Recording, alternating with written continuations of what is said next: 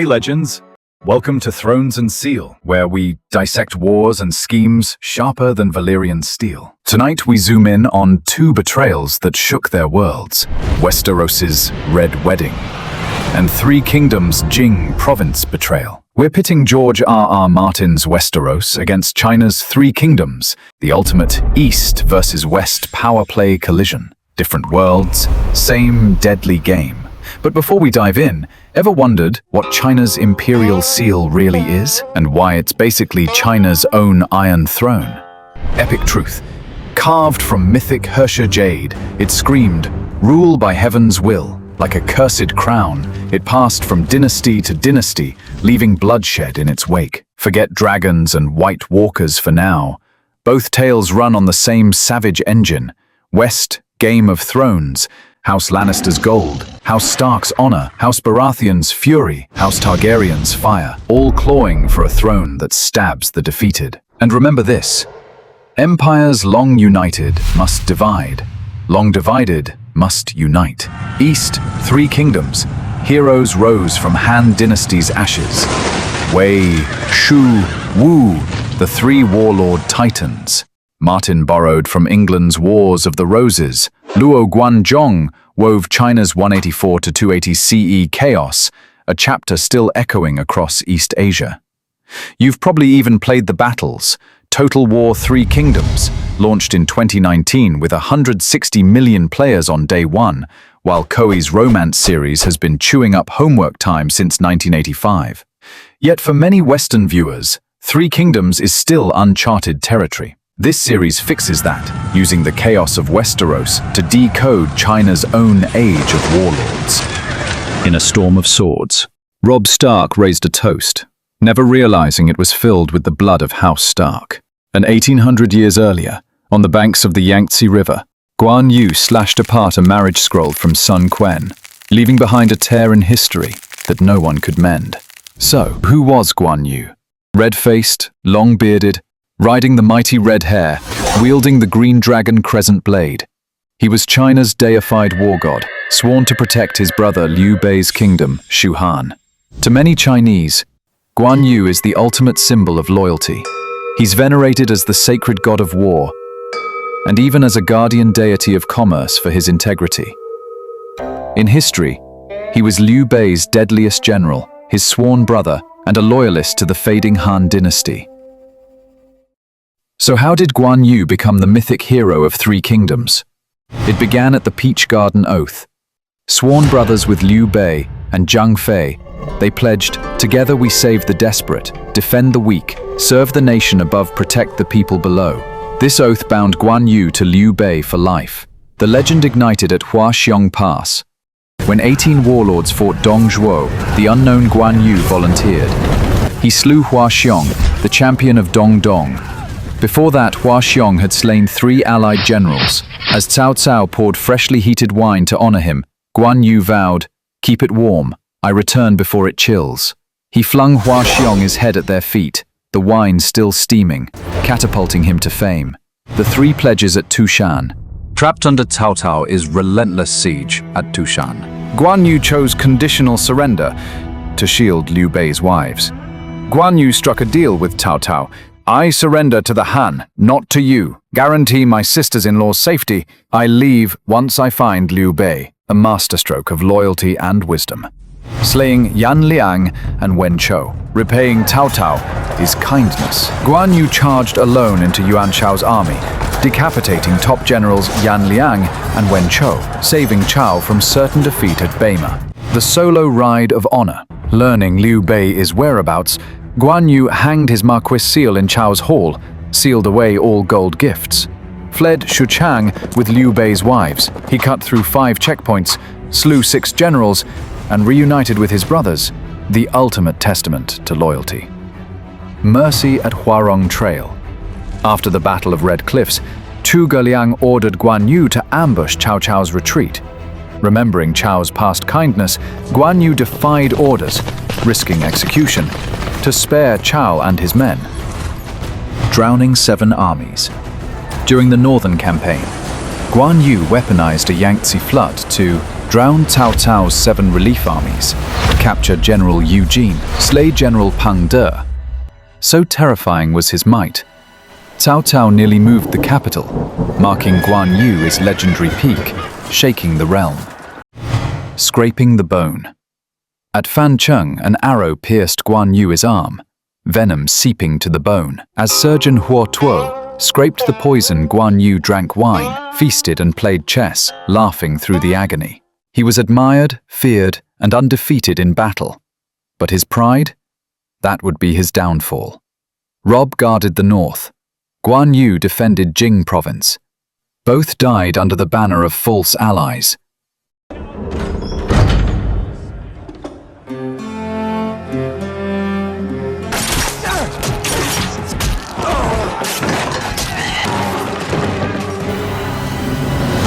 In Jing province, Sun Quan Sunge's envoy presented a marriage scroll. Guan Yu roared, "A tiger's daughter weds no dog's son." The envoy fled in shame. And who was Sun Quan? At 18, he inherited his father and brother's kingdom in Jiangdong, like Rob, young and burdened with power. But unlike Rob, Sun Quan, a patient strategist and lethal politician. Even Cao Cao, China's top warlord, said, "A son like Sun Quan is worth 1,000 men." While others fought on the battlefield, Sun Quan waged war with alliances, betrayals, and survival gambits. His marriage offer? It wasn't about love. It was a calculated move. Let's pause and look at the board. This was mid-game in the Three Kingdoms era. Sun Quan ruled the southeast as King of Wu. Liu Bei held the southwest with Shu Han. Cao Cao controlled the north with the emperor as his puppet. Let's talk geography, because in both Westeros and China, location is everything. In Westeros, the twins straddle the Green Fork River. Control them, and you choke the north. Toll the travelers, tax the troops. And Jing province? China's geopolitical jugular, where the Yangtze and Han rivers choke the realm. Where rivers meet, where armies clash, and where whoever held it controlled the heart of the empire. Cao Cao, aiming to unify China, marched south with 200,000 troops. His first conquest, Jing province. It became his base for war against Sun Quan, but fate and Zhuge Liang had other plans. Against all odds, Sun Quan and Liu Bei allied and beat Cao Cao at Red Cliffs, among history's most legendary upsets. After the battle, Liu Bei seized southern Jing province and left Guan Yu in charge. Liu Bei himself pushed west, conquered Yi province, and founded Shu Han. And so began the famous three-way power struggle, Wei, Shu, and Wu. But here's the catch. Pride, a hero's silent executioner. Robb Stark was only 15 when he stood against Tywin Lannister and won. He became the undefeated young wolf, king in the north. But love made him break his Frey marriage pact. Trust made him give Theon Greyjoy control of Winterfell. Honor made him execute Lord Karstark. Each choice lost him allies until Tywin struck, turning the Freys and the Boltons. Guan Yu's power grew increasingly formidable, and he held Sun Quan in such contempt that he even derided him as a rat. Sun Quan feared Guan Yu's rise. He worried, if Guan Yu wins too much, he'll come for my kingdom. Spurned and humiliated, Sun Quan seized this perfect excuse for war. So Wu launched its blitz, sacking Jing province while Guan Yu was away, northward fighting Wei. Wu's plan was ruthless and brilliant. General Lu Meng knew a direct attack would fail, so he faked illness and pulled his army back. Secretly, he sent commandos cloaked in silk-robed merchant disguises, hidden weapons, white robes, silent oars. When scouts reported Wu's strange movements, Guan Yu sneered. That sick cat, Lu Meng. And Sun Quan, that rat. How dare he challenge me? Then came a second move. Lu Meng was replaced by a young, unknown scholar general named Lu Xun. Lu Xun fed Guan Yu poisoned honey, a letter oozing false praise. Your fame shakes the land. May I shelter under your shadow to defeat the traitor Cao Cao? Guan Yu laughed again. Sun Quan is truly blind. He sends this child to war. He then pulled troops from Jing province, to reinforce his northern campaign. By day and night, Wu's warships, disguised as merchant vessels, sailed upstream. Guards along the shoreline never lit signal fires. They were taken out too fast. Wu also exploited Guan Yu's tension with his officers. Some defected, opening the gates. In a single day, Jing's key cities fell.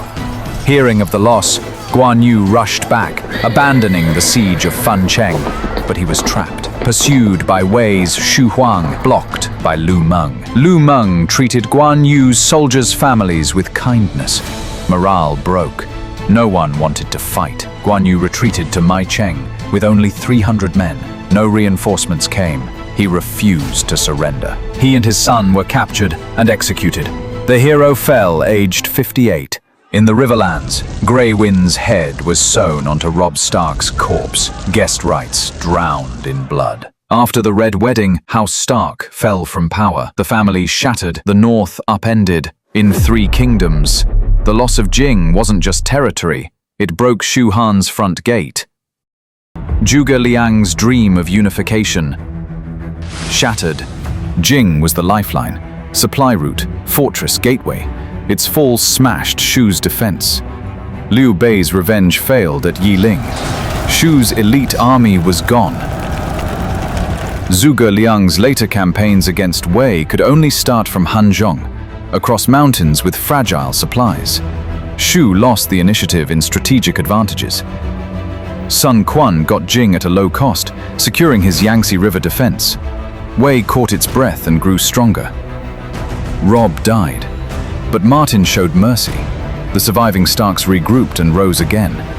In Romance of the Three Kingdoms, Shu lost Jing and Guan Yu, and never recovered. Of the 3 kingdoms, Shu would fall first. In Westeros, marriage wins banners. In ancient China, it wins heaven's mandate. Stanford ran the numbers. If Guan Yu had accepted the marriage, Jing's loss drops from 92% to just 11%. Tywin Lannister warned, "A sweet promise is worth less than marrying off your daughter." China proved him right. Cao Cao married 3 daughters to the emperor and ruled as imperial kin, when the wolf's head was sewn to a corpse.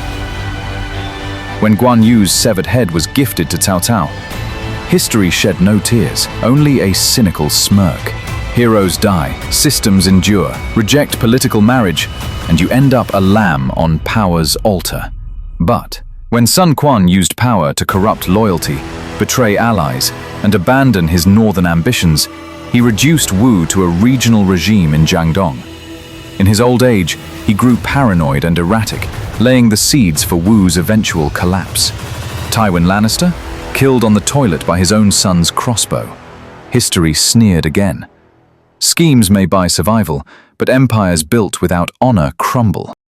Leave your insights in the comments and subscribe if you haven't yet. See you in the next episode.